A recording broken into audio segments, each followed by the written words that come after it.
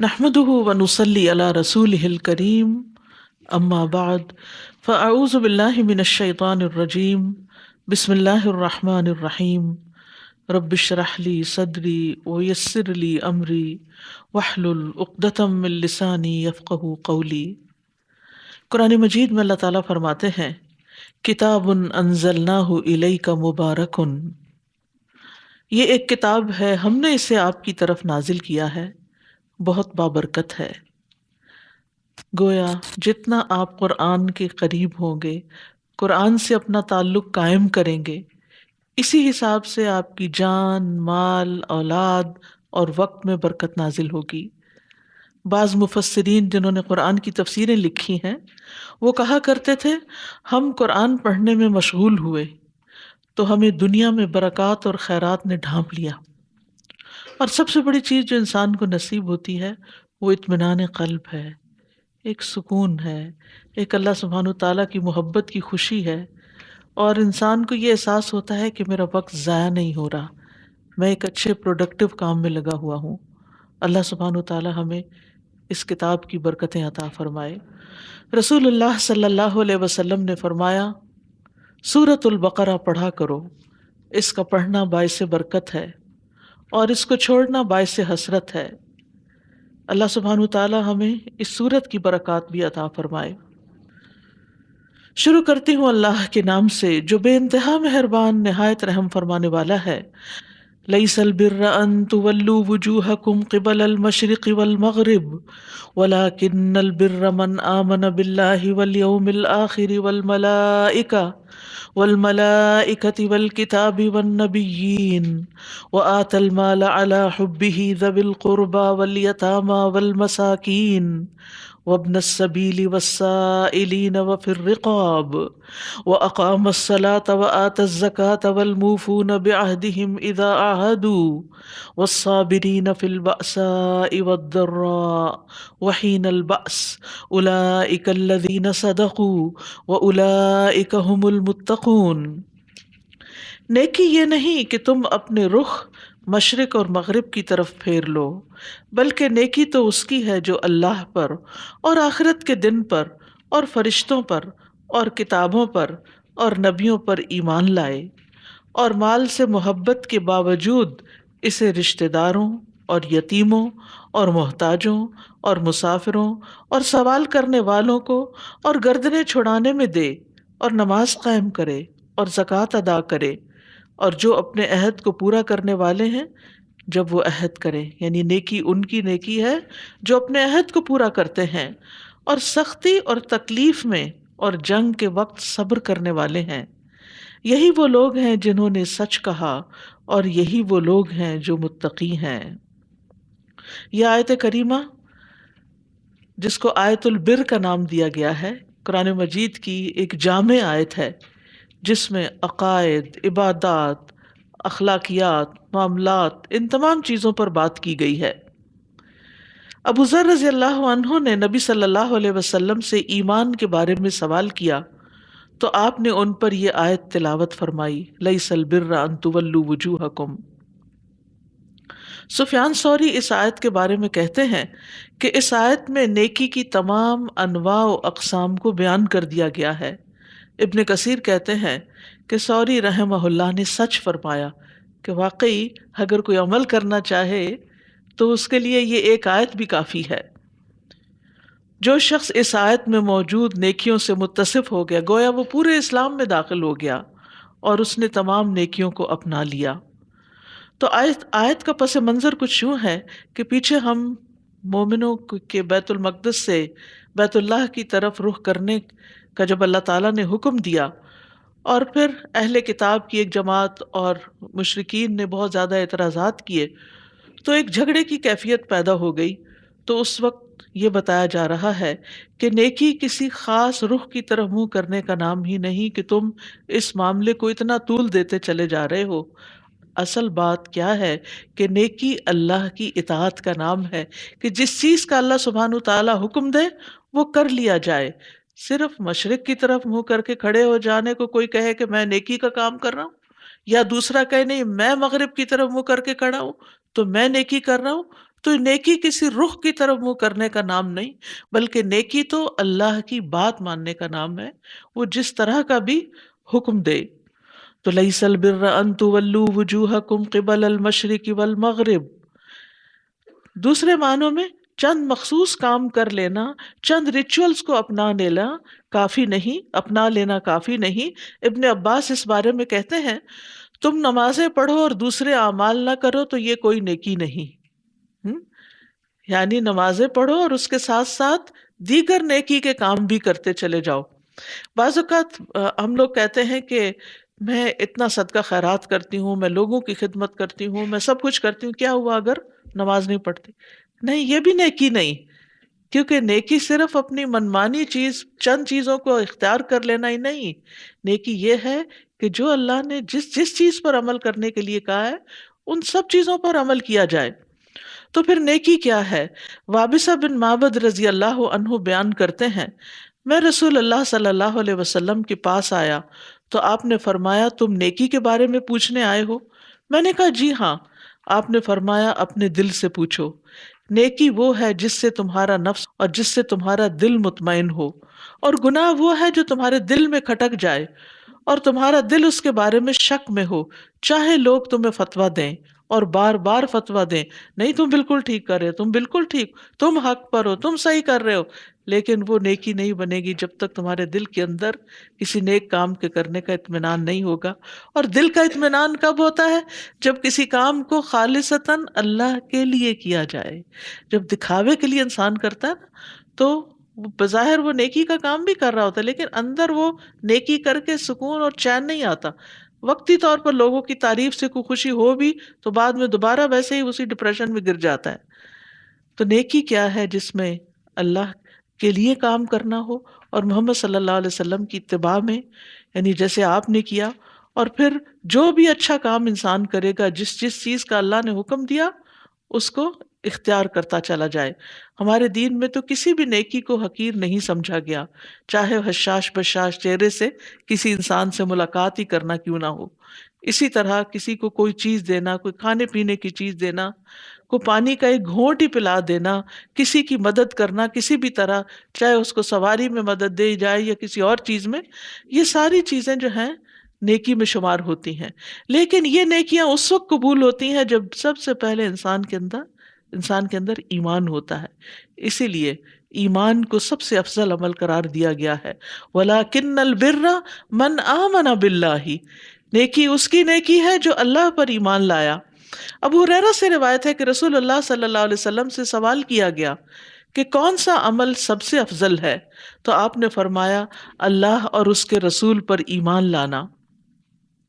اور یہ ایمان لانا جو ہے یہ انسان کو آگ سے نجات دلانے والا ہے۔ اور ایمان لانے میں 4 چیزیں ہیں۔ اللہ پر ایمان لانے میں اس کے وجود پر ایمان لانا، اس کی ربوبیت پر ایمان لانا، اس کی الوہیت پر ایمان لانا، اس کے اسماء و صفات یعنی اس کے اچھے اچھے ناموں پر، اس کی جتنی بھی اچھی صفات قرآن و سنت میں بیان ہوئی ہیں ان سب کو ماننا، ان میں سے کسی ایک کا بھی انکار نہ کرنا۔ اور آخرت پر ایمان کا مطلب کیا ہے؟ کہ موت اور موت کے بعد جتنی بھی چیزیں ہمیں بتائی گئی ہیں ان سب کو برحق ماننا، جن کی تفصیلات آپ وقتاً فوقتاً پڑھتے رہتے ہیں۔ اسی طرح پھر ملائکہ پر ایمان، فرشتوں پر ایمان، اس ایمان میں کیا کیا شامل ہیں؟ ان کے ناموں پر ایمان، جو نام بتائے گئے ہیں وہ ملائکہ ہی کے سمجھنا، ان کے کاموں پر ایمان کہ اللہ تعالیٰ نے ان کو مختلف ڈیوٹیز پر مقرر کر رکھا ہے جس کے کچھ تفصیلات ہمیں معلوم ہے، ساری نہیں۔ اور فرشتوں پر ایمان لانے کی اہمیت یہ ہے، ابو ہریرہ کہتے ہیں کہ ایک دن آپ صلی اللہ علیہ وسلم لوگوں کے سامنے تشریف فرما تھے، اچانک جبریل آپ کی خدمت میں حاضر ہوئے، پوچھنے لگے ایمان کیا ہے؟ آپ نے فرمایا ایمان یہ ہے کہ تم اللہ پر اور اس کے فرشتوں پر ایمان لاؤ۔ تو گویا اللہ سبحانہ تعالیٰ پر ایمان لانے کے بعد فرشتوں پر ایمان، کیونکہ پھر فرشتوں کے ذریعے رسولوں پر وحی آتی ہے اور پھر کتاب آتی ہے، اور پھر وہ آخرت کی تفصیلات اور زندگی میں جو کچھ ہم نے کرنا ہے اس کے بارے میں ہمیں بتاتے ہیں۔ والکتاب، کتاب سے مراد ساری آسمانی کتابیں ہیں، یہ اسم جنس ہے، اور ان میں سب سے عظیم کتاب کون سی ہے؟ قرآن مجید ہے۔ اس کا کیا مطلب ہے ایمان لانے کا؟ یہ مانا جائے کہ یہ اللہ کی طرف سے آئی ہیں، محمد صلی اللہ علیہ وسلم نے نہیں لکھی. دیکھیے یہ جو میں مختصر تفصیلات بتا رہی ہوں نا، یہ ذہن میں حاضر ہونی بہت ضروری ہے. کیونکہ ہم بعض اوقات یہ تو کہتے ہیں ہم ایمان لاتے ہیں، اگر پوچھا جائے کیا مطلب ہے اس کا، تفصیل نہیں معلوم. تو یہ تفصیل بھی معلوم ہونی چاہیے. سب سے پہلے کہ یہ اللہ کی طرف سے آئی ہیں. دوسرا یہ کہ ان میں یعنی قرآن مجید میں کوئی شک نہیں ہے، جو باتیں اس میں ذکر کی گئی ہیں اور جو پچھلی کتابوں میں بھی تھیں وہ اللہ کی طرف سے اور بالکل سچی باتیں ہیں. پھر اسی طرح کتاب میں موجود احکامات پر ایمان کے یہ اللہ کا حکم ہے اور اس پر عمل کرنا چاہیے. اور پھر یہ کہ ان کے ناموں پر بھی ایمان، والنبیین اور نبیوں پر ایمان. اس میں تمام انبیاء آدم علیہ السلام سے لے کر محمد صلی اللہ علیہ وسلم تک سب پر ایمان لانا، ان کی تصدیق کرنا. اور ان کی تصدیق اس طرح کہ وہ اللہ تعالیٰ نے ان کو مبعوث کیا اور وہ ہماری ہدایت کا ذریعہ بنے. جب ایمان ہو جائے تو پھر اس کے بعد یہاں پہلا نمبر عبادات کا نہیں بلکہ حقوق العباد کا رکھا گیا. اور اس میں وَآتَ الْمَالَ عَلَىٰ حُبِّهِ، وہ اپنا مال کی محبت کے باوجود خرچ کرے، اور دوسرا یہ کہ اللہ کی محبت میں خرچ کرے. حُبِّهِ سے یہ دونوں معنی لیے جاتے ہیں. مال میں صرف کرنسی نہیں آتی بلکہ جس چیز کے بھی ہم مالک ہوتے ہیں، جو چیز بھی ہماری ملکیت میں دی جاتی ہے دنیا کے فائدے اٹھانے کے لیے، وہ سب کا سب اس میں شامل ہے.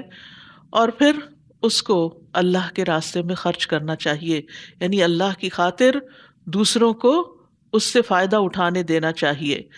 اور اس میں یہ ہے کہ دونوں طرح کا مال دیا جا سکتا ہے، یعنی وہ مال بھی جو معمولی ہو، چھوٹی سے چھوٹی چیز، جیسے ایک حدیث میں آتا ہے کہ کوئی پڑوسن اپنی کسی پڑوسن کو اگر بکری کا ایک جلا ہوا کھر بھی دینے کو ہے اور وہی دے سکتی ہے تو اس دینے کو بھی حقیر نہ سمجھے.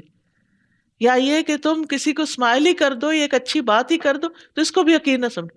تو معمولی سے معمولی چیز دینا کسی کو، یہ بھی اس میں آتا ہے. اور دوسری طرف اعلیٰ سے اعلیٰ ترین چیز دینا، لن تنالوا البر حتی تنفقوا مما تحبون، تم نیکی کو نہیں پا سکتے جب تک کہ وہ خرچ نہ کرو جس سے تم محبت کرتے ہو. اور جو خرچ کرتے ہیں فرشتے ہر روز مقرر ہوتے ہیں ان کے لیے دعائیں کرنے کے لیے کہ اللہ تعالیٰ ان کو اس کا اور متبادل عطا کر. اب جب دینے کی باری آتی ہے تو ہمارے مال کے سب سے زیادہ حقدار ہمارے قریب ترین رشتہ دار ہوتے ہیں، ذوی القربا، اور اس سے مراد والدین کی طرف سے رشتہ دار ہیں. اور پھر اولاد اور اولاد سے متعلق جو ان کے بچے وغیرہ ہیں وہ بھی شامل ہوتے ہیں. تو رشتہ داروں پر خرچ کرنے کا اجر کیا ہے؟ اس میں صدقے کا اجر بھی ہے اور اس کے ساتھ ساتھ صلہ رحمی بھی ہے، دوہرا اجر ہے. تو اس کا یہ مطلب نہیں ہے کہ رشتہ داروں پر جب ہم خرچ کریں تو صرف اس وقت کریں جب وہ غریب فقیر ہوں. یہاں یہ نہیں کہا گیا. وہ مال دیتے ہیں ذوی القربا کو، یعنی آپ کے مال میں آپ کے رشتہ داروں کا حق ہے، چاہے وہ مانگیں یا نہ مانگیں، چاہے وہ مسکین فقیر ہوں یا نہ ہوں، پھر بھی دینا ہے. یعنی تحفے کی شکل میں، ہدیے کی شکل میں، وقف کی شکل میں، یعنی وقف ہبہ کی شکل میں، ان کی تعلیم کے اوپر، ان کی شادی بیاہ کے موقع پر، کوئی فوتگی ہو جائے اس موقع پر. الحمدللہ ہمارے کلچر میں یہ سب چیزیں ہیں، لیکن افسوس یہ کہ روح نکل گئی ہے اس کی. ہم صرف رسمن دیتے ہیں. اب شادی آ رہی ہے، کیا دینا ہے، وہ اس سے پوچھ رہا ہے تم کیا دو گے، تم کیا دو گے، سب ملتا جلتا دے. یہ پھر رسم بن جاتی. جو آپ کی توفیق ہے اور جو دوسرے کی ضرورت ہے، ان دونوں چیزوں کے بیچ کی راہ اختیار کریں اور بہترین چیز جو آپ دے سکتے ہیں وہ دیں، کیونکہ تحفے محبت بڑھاتے ہیں. رشتہ داروں کو دینے سے ان کے اندر آپ صلہ رحمی جب کرتے ہیں تو آپ کے قریب آتے ہیں، نفرتیں ختم ہوتی ہیں، عداوتیں دور ہوتی ہیں، اور آپ کے دل کے اندر ایک سکون ہوتا ہے. آپ کی زندگی میں برکت ہوتی ہے اور آپ کے مال میں برکت ہوتی ہے، کیونکہ جو چاہتا ہے کہ اس کی عمر زیادہ ہو اور اس کا مال زیادہ ہو، اسے چاہیے کہ وہ رشتہ داروں کے ساتھ اچھا سلوک کرے. اور پھر اسی طرح خاص طور پر اس رشتہ دار کو دینا کہ جو دشمنی اور عناد رکھتا ہو، جو آپ کو کبھی نہ دے کچھ، اس کو دینا. کیونکہ بعض اوقات ہم دیتے ہیں پھر تھک جاتے ہیں، پھر کہتے ہیں اس کی طرف سے تو کبھی ہمیں کچھ ملا ہی نہیں، چھوڑو اس کو. نہیں، جو آپ کے خلاف باتیں کرتا ہو، جو آپ کو برا بھلا کہتا ہو، کیونکہ جب کسی کے پاس مال ہوتا ہے نا تو اس سے حسد کیا جاتا ہے کہ ان کے پاس اتنا ہے، بس لوگوں کا دل چاہتا ہے کہ جو ان کے پاس ہے وہ ہمیں ہی دے دیں. ایسا تو ممکن نہیں ہوتا. انسان کی بعض اوقات ایسی ضروریات ہوتی ہیں جو سرفیس پہ کسی کو نہیں پتہ چلتی کہ اس کے پیچھے سب کچھ کیا چل رہا ہے، لیکن دیکھنے والا اچھا حال خوشحالی دیکھ کے زیادہ توقع رکھ بیٹھتا ہے، اور جب وہ توقع پوری نہیں ہوتی تو پھر ناراضگیاں شروع ہو جاتی. تو ایسے میں انسان جتنا کر سکے، جو دے سکے، سب سے پہلے ان کو دے. پھر اس کے بعد یہ کہ سب کچھ انہی کو نہ دیتا رہے، دوسروں کا بھی خیال رکھے. والیتاما، یتیموں کو دے. بلوغت سے پہلے یتیم ہوتے ہیں، جب بالغ ہو جاتا بچہ پھر یتیم نہیں رہتا. اور یہ جنت کو واجب کرنے والا عمل ہے، اور وہ گھرانہ سب سے بہترین گھرانہ ہوتا ہے جس میں کسی یتیم بچے کو شامل کیا جاتا ہے.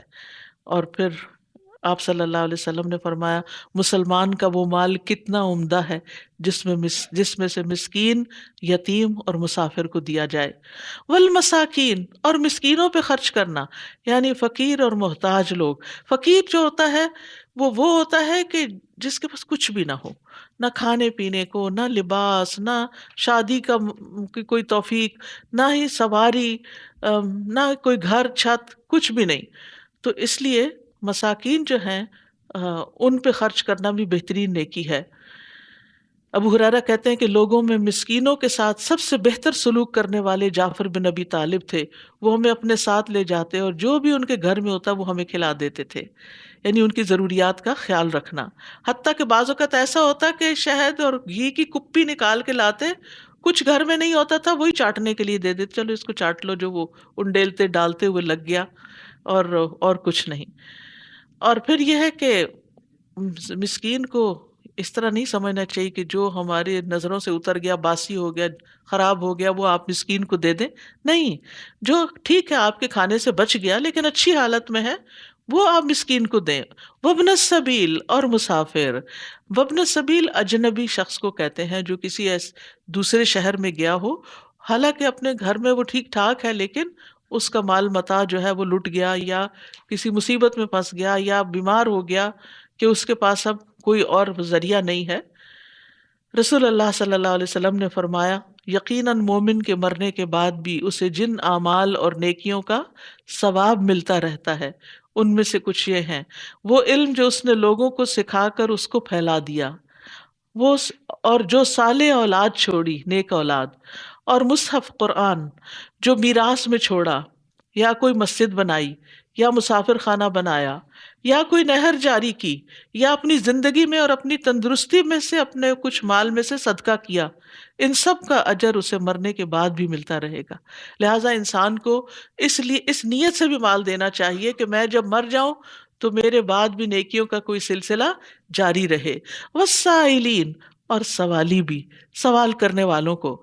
اور یہ وہ سوالی ہیں کہ جن کو محتاجگی نے مجبور کر دیا ہاتھ پھیلانے پہ. ویسے وہ مانگنے والے نہیں تھے لیکن اب ان کے پاس کچھ نہیں رہا کہ وہ مجبور ہو گئے ہیں. مثلاً بعض اوقات اچانک بزنس لاس ہو جاتا ہے، بہت بڑا نقصان ہو جاتا ہے. بعض اوقات کسی شخص کی سواری اس کا ذریعہ ہوتی ہے آمدنی کا، وہی جلا دی جاتے ہیں. آپ دیکھیں رائٹس ہوتے ہیں بعض ملکوں میں، تو وہاں پر جو گاڑی آئی، جو چیز آئی، اس کو جلا دیا. اچھا بھلا کام، روز کی روٹی روزی چل رہی تھی اور وہ سب کچھ ختم ہو کے رہ گیا، تو وہ شخص یکا یک اس مصیبت میں آ گیا.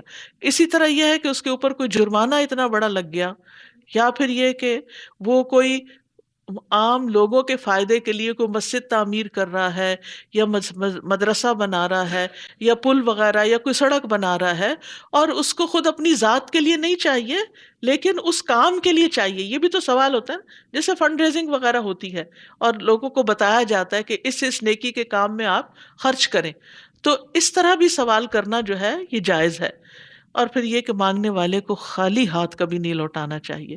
اگر کچھ بھی نہ ہو تو ایک کھوری دے دو، اور اگر کچھ بھی نہ ہو تو پھر دعا ہی دے دو، اچھی بات ہی کر دو، ایک اسمائل ہی دے دو لیکن ڈانٹ ڈپٹ کرنا درست نہیں ہے. وہ پھر رقاب، اور گردنیں آزاد کرنے میں، یعنی غلام آزاد کرنے میں. وہ اقام الصلاۃ وہ آت الزکاۃ، اور ان سارے ویلفیئر کے کاموں کے کرنے کے ساتھ ساتھ اپنی عبادات کی بھی پابندی کرے. کیونکہ کچھ لوگ صدقہ خیرات خوب کرتے ہیں لیکن نماز نہیں پڑھتے، تو یہاں ساتھ ہی نماز کا ذکر بھی آ گیا. یعنی اللہ سبحانہ تعالیٰ نے نماز کا جیسے پڑھنے کا حکم دیا ہے، اس کے مطابق اس کو ادا. اقامت صلاۃ کے پیچھے بھی بات ہوئی کہ ساری شرائط کے ساتھ نماز ادا کرے. اور پھر زکوٰۃ کا حکم دیا گیا. پہلا جو انفاق تھا وہ کیا تھا؟ نفلی صدقہ، یعنی وہ رشتہ دار کو، مسکین کو، یتیم کو، نہیں کہیں دائیں بائیں آگے پیچھے. لیکن زکوٰۃ جو ہے وہ مخصوص لوگوں کو ہی دی جا سکتی ہے. تو زکوٰۃ یعنی اپنا فرض بھی ادا کرے. کیونکہ بعض لوگ نفلی صدقہ روز دے دیتے ہیں اور وہ کہتے ہیں ہو گئی ہماری زکوٰۃ بھی. نہیں، ایسے زکوٰۃ نہیں ہوتی. زکوٰۃ پر ہجری سال گزرنا چاہیے، لونر ایئر جو ہے وہ گزرنا چاہیے. اور پھر یہ کہ آپ صاحب نصاب ہوں، اور پھر اس کی آپ کے پاس جو کچھ بھی جو ایسٹس ہیں ان سب کی ویلیو پتہ چلے، اور پھر اس کے اوپر کیلکولیشن ہو، اور پھر پرسنٹیج، کیونکہ زکوٰۃ جو ہے جانور مویشیوں پر اور پرسنٹیج کے حساب سے ہے. اسی طرح سونے پہ اور طرح ہے، چاندی پہ اور طرح ہے، باقی چیزوں پہ. تو یہ نہیں کہ ایک ہی رول سب پر اپلائی ہوتا ہے. اور پھر جو زکوٰۃ نہیں دیتے، قیامت کے دن گنجا ناگ ان کے گرد لپٹ جائے گا اور ان کے جبڑوں کو کاٹے گا اور کہے گا میں ہوں تیرا مال، میں ہوں تیرا خزانہ. اس لیے صدقات تو جو بھی آپ کرے، تھوڑا یا زیادہ، جو آپ کا دل چاہے، لیکن زکوٰۃ کی طرف سے غافل نہ ہو. اس فریضے کو اپنے وقت پر پورا کریں، اور جب وقت آ جائے تو اس کو اپنے مال سے الگ نکال دیں. والموفون بعہدہم اذا عاہدوا، اور اپنے وعدوں کو وفا کرنے والے جب وہ عہد کرتے ہیں. سبحان اللہ، اتنے نیکی کے کاموں میں سے، اخلاق کی اتنی ساری چیزوں میں سے عہد کی پابندی، کمٹمنٹ نبھانا، جو بندے اور رب کے درمیان ہے اس کو پورا کرنا، نظر پوری کرنا، قسم پوری کرنا، عام کیا ہوا وعدہ پورا کرنا، بندے اور لوگوں کے درمیان جو چیزیں ہیں ان کو بھی پورا کرنا، کیونکہ عہد شکنی منافقت کی علامت ہے. اور جب تک اسے چھوڑ نہ دے نفاق اندر سے نہیں نکلتا.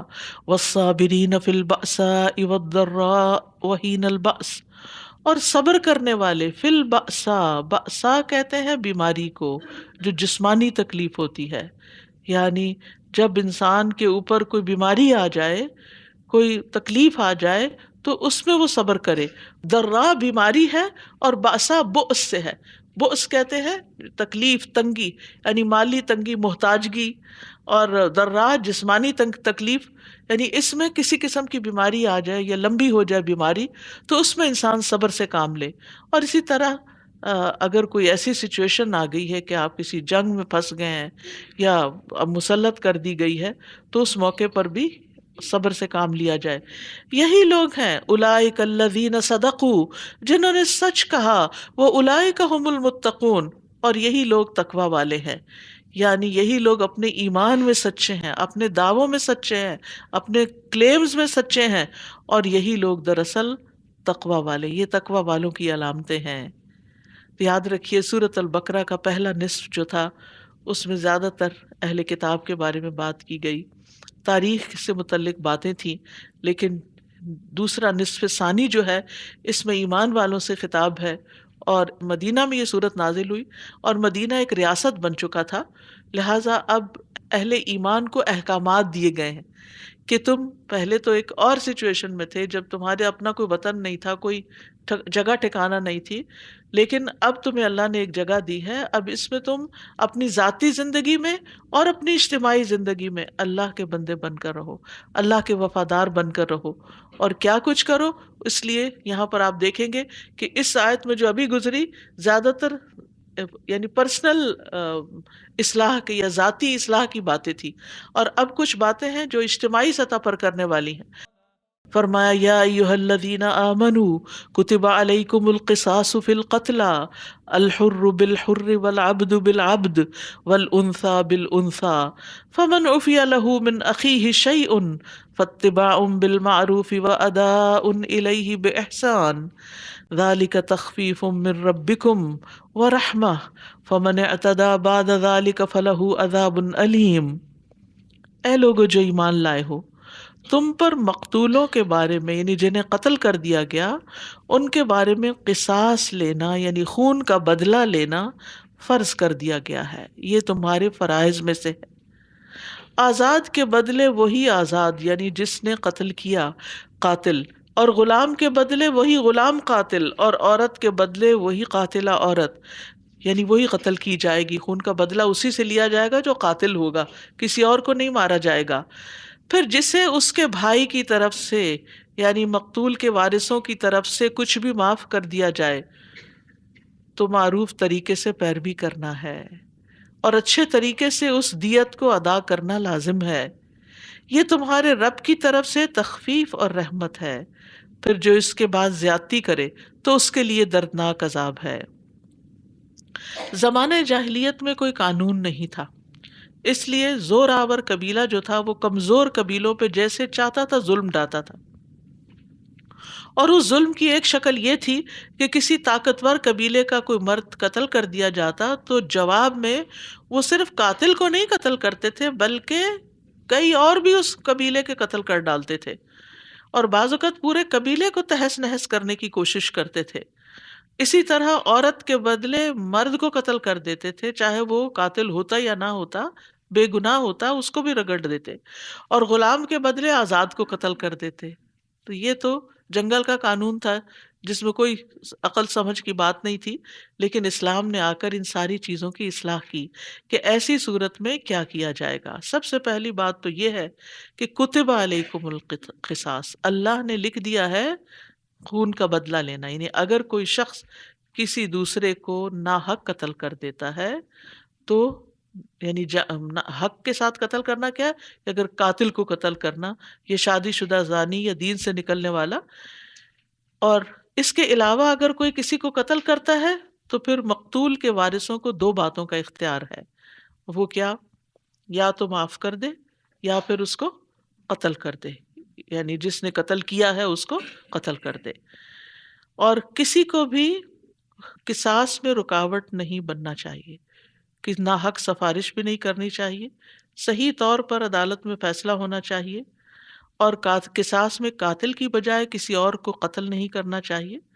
اور اسی طرح یہ ہے کہ جسمانی اعضاء کو نقصان پہنچانے کا بھی قصاص ہے، جس کا ذکر سورۃ المائدہ میں آتا ہے، والجروح قصاص جس میں آتا ہے۔ فمن عفی لہ من اخیہ شیء فاتباع بالمعروف واداء الیہ باحسان۔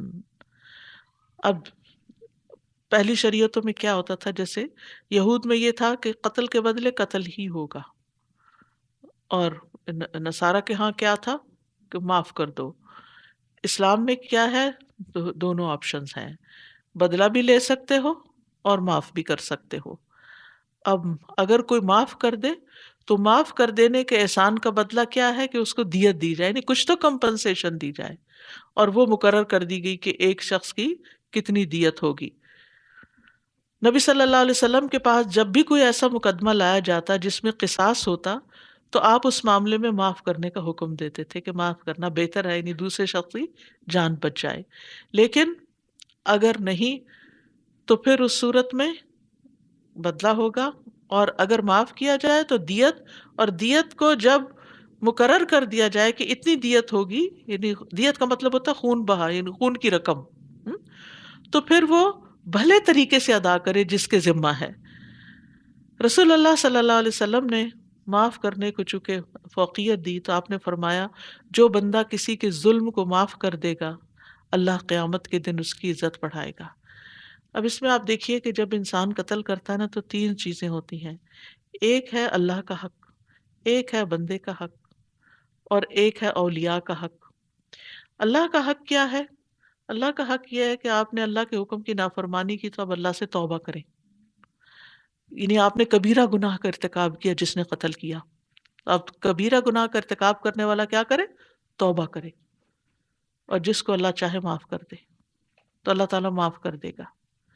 دوسرا ہے مقتول کا حق، بندوں کا حق، جس کو قتل کیا گیا ہے وہ قیامت کے دن چاہے تو اپنا بدلہ لے گا، یعنی وہ اس کو اس کی نیکیاں دینی ہوگی، وہ اللہ تعالیٰ نہیں معاف کرے گا، وہ بندہ ہی معاف کرے گا جس پہ ظلم ہوا، یعنی ناحق قتل ہوا جو۔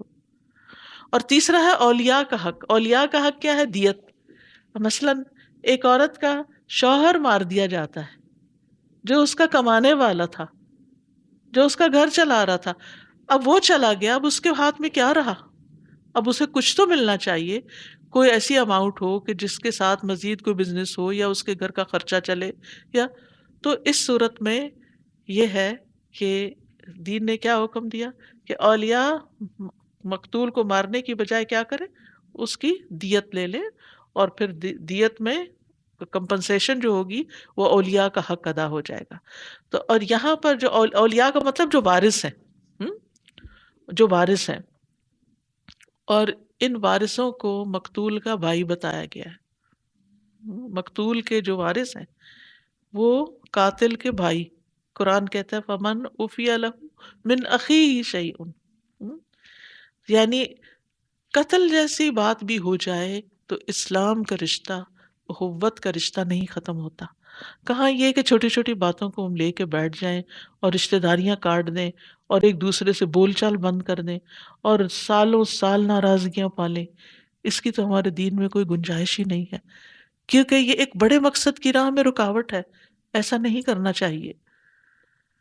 پھر فرمایا ذالک تخفیف من ربکم، یہ تمہارے رب کی طرف سے تخفیف ہے، ورحمت اور رحمت، یعنی اس امت پر اللہ نے معاملے کو ہلکا کر دیا، یعنی تخفیف قصاص کی شکل میں، معافی یا دیت کی شکل میں، اور یہ تینوں صورتیں اللہ کی طرف سے خاص تمہارے لیے نازل ہوئی ہیں۔ اس سے پہلے اہل تورات کے لیے قصاص یا معافی تھی، دیت نہیں تھی، اور اہل انجیل میں صرف معافی تھی، قصاص اور دیت نہ تھی۔ فمن اعتدی بعد ذلک فلہ عذاب علیم، تو جو اس کے بعد زیادتی کرے اس کے لیے تو دردناک عذاب ہے، یعنی دیت لے کر یا دیت کو قبول کر کے قصاص سے دستبردار ہو کر پھر قتل بھی کر دے تو پھر دردناک عذاب ہے۔ وَلَكُمْ فِي الْقِصَاصِ حَيَاةٌ يَا أُولِي الْأَلْبَابِ لَعَلَّكُمْ تَتَّقُونَ، اور تمہارے لیے قصاص میں زندگی ہے اے عقل والو تاکہ تم بچ جاؤ۔ یعنی اللہ تعالیٰ نے بدلہ لینے کا حکم کیوں دیا اور یہ سارا قانون کیوں دیا؟ یہ اس لیے دیا کہ اگر کسی بھی قاتل کو یہ بات سمجھ میں آ گئی کہ میں اس کے بدلے قتل کیا جا سکتا ہوں تو پھر وہ قتل نہیں کرے گا۔ اس طرح اگر چند لوگوں کو سزا مل جاتی ہے تو پھر آئندہ سے قتل کا دروازہ بند ہو جاتا ہے، یا کم از کم بہت کم قتل ہوگا۔ ورنہ اگر قاتل چھٹے پھرے تو وہ ایک دفعہ قتل کرنے کے بعد وہ ہو سکتا ہے دوسرا اور تیسرا اور چوتھا ایک سلسلہ شروع کر دیں قتل کرنے کا، کیونکہ شر میں بھی لوگوں کو مزہ آنے لگتا ہے۔ یعنی حرام کام کر کے جب پکڑ نہیں ہوتی، کوئی پٹائی نہیں ہوتی، تو پھر وہ پہلے سے بھی زیادہ بدماشی پہ اتر آتا ہے۔ تو اس لیے قاتل کو بدلے میں قتل کر کے تم کیا کرو گے؟ مزید لوگوں کی جانیں بچاؤ گے۔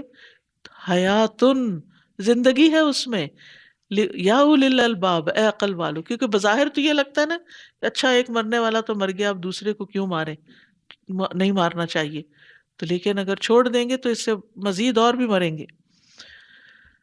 پھر فرمایا کتب علیکم اذا حضر احدکم الموت ان ترک خیرا الوصیۃ للوالدین والاقربین بالمعروف حقا علی المتقین، تم پر فرض کیا گیا ہے کہ جب تم میں سے کسی کو موت آنے لگے تو اگر وہ کچھ مال چھوڑے تو والدین اور رشتہ داروں کے لیے معروف طریقے سے وصیت کر جائے، یہ حق ہے متقی لوگوں پر۔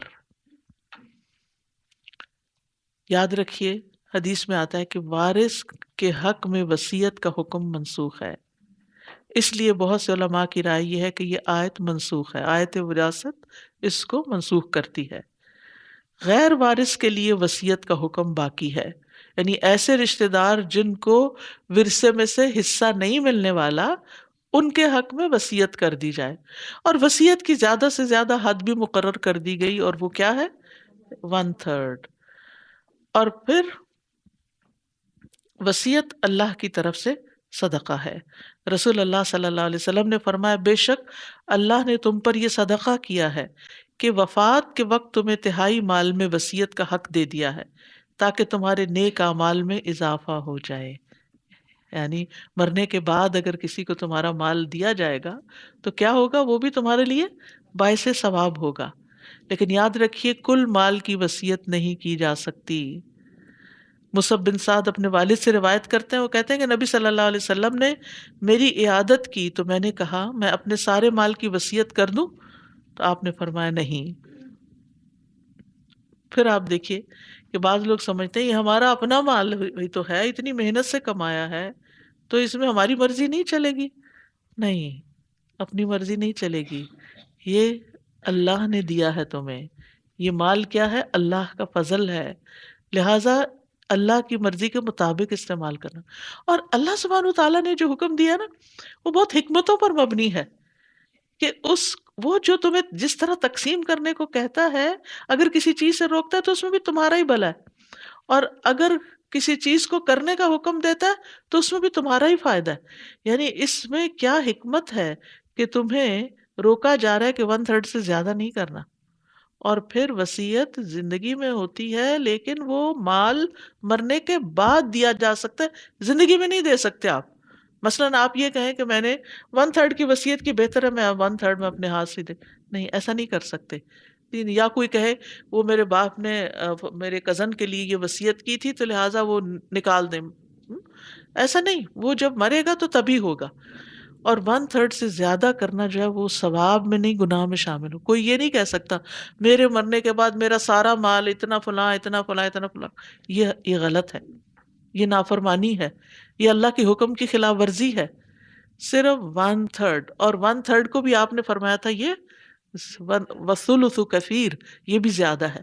اس لیے اب ابن عباس کہا کرتے تھے کہ 1/5 کرو تو زیادہ بہتر ہے، اور باقی وارثوں کو ہی جائے، کیونکہ اللہ نے ان کا حق رکھا ہے۔ اب رہا یہ سوال کہ جو علماء یہ کہتے ہیں کہ یہ آیت منسوخ نہیں ہے تو وہ کیا کہتے ہیں؟ وہ یہ کہتے ہیں کہ بعض صورتیں ایسی ہوتی ہیں کہ جس میں والدین وراثت، یعنی والدین یا والدین کے والدین جو ہیں ان کو ورثہ نہیں مل پاتا، تو ایسی صورت میں ان کے لیے وصیت کی جا سکتی۔ اسی طرح مثلاً آپ کی خالہ جو ہے، الخالۃ کالام، خالہ نے آپ کو پالا ہے اور ساری زندگی اس نے آپ کے لیے تکلیف اٹھائی ہے، اور آپ کی ماں تو پیدائش کے وقت فوت ہو گئی تھی جو اصلی ماں تھی، تو اب یہ خالہ جو ہے وہ ایک طرح سے کس کے اس میں آ گئی، ماں کے برابر آ گئی، ٹھیک ہے۔ تو اسی طرح بعض اوقات سوتیلے والدین ہوتے ہیں، سوتیلے والدین ہیں تو اس صورت میں یہ ہے کہ پھر آپ ان کے لیے وصیت کریں گے۔ تو کئی صورتیں ایسی ہو سکتی ہیں۔